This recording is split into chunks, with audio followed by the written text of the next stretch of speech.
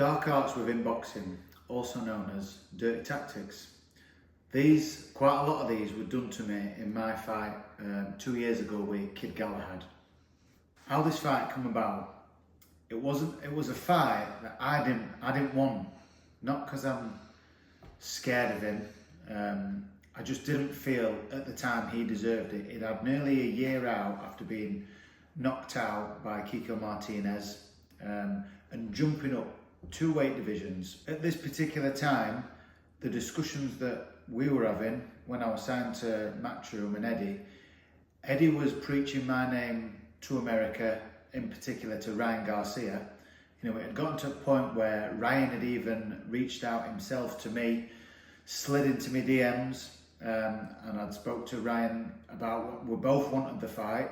We then put it in the hands of Eddie and Oscar to deliver that fight, negotiate it. Unfortunately, twice it happened, I think, those negotiations, and I don't know why. I'd love to know, and I'd love to have been in the room when that had happened, but they just fell through.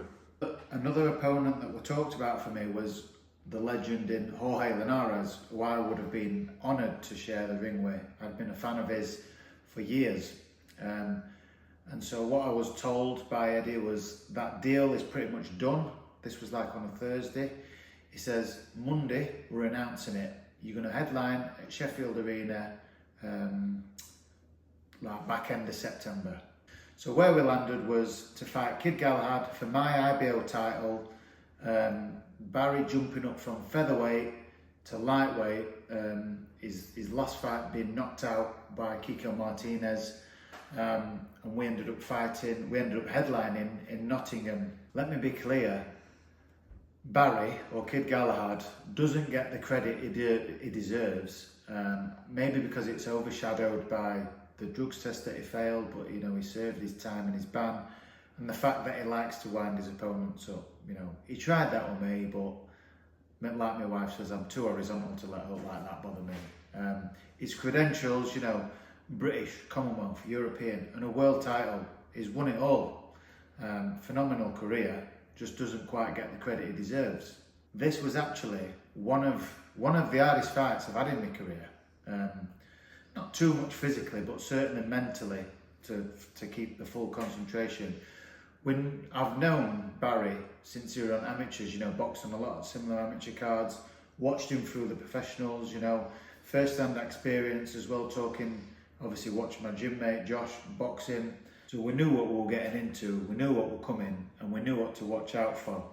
And these involve some of the dark arts. Some first-hand experience from me sparring him quite a few years ago for his fights with Jazzy Dickens. The classic southpaw is the standing on the foot. He'd done this in a lot of his fights. He'd also been warned numerous times in previous fights about it. So, you know, he was doing it to me in sparring. So I knew that was something he was going to come with. He was also very clever and sneakily and about getting his head, sticking his head right under the opponent's chin and into the face, tucking himself down and getting into position to get his head up there.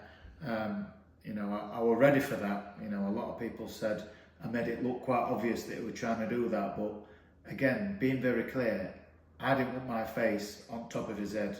You know, it was train and train, all fight for that, and he did get me with a cut. You know, I've still got a decent scar. He got me in 11th round with that one. Another one that he really likes to do is, again, if he's not coming under with his head, he likes to put the palm of his hand under the opponent's chin and lock his arm out.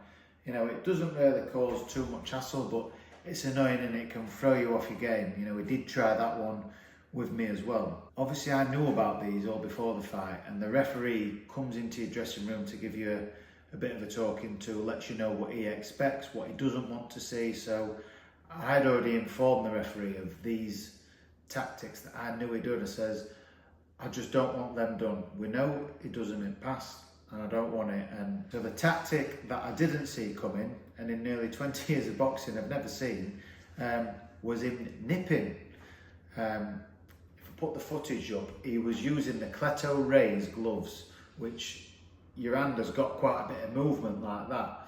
So every time from the first round, as soon as we come into a clinch, like on the boxer's body, you've obviously got the lats here that stick out. Straight away, you come in first round, and as we come into the clinch, it literally pinched, nipped, whatever you want to call it, right on my lap. And it wasn't enough to make me jump and go, oh no, he's nipping me.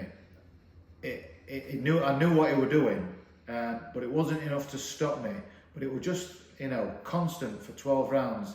If you look at this footage, you can see the state that my lat was in and the side of my body after 12 rounds. It actually was like a friction burn.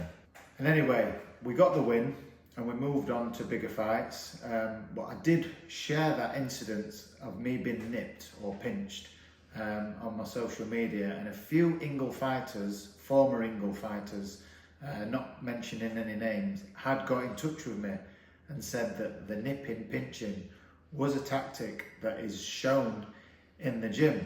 I mean, I actually, now I'm past it, I say, you know what, fair enough, that is a very little cheeky tactic. I have not used it since, and I don't plan on using it, but it is a little clever tactic. Anyone with a lesser, stronger mind, that could bother you over a 12-round distance. So what do you think of those tactics? Is it fair? Is it cheating? Or do we say you're getting in that ring to fight, being nipped is the least of your worries? Let me know what you think in comments, and if you've heard of this before or had it done to you before, also let me know in the comments. Hope you found this insightful, and thanks for watching.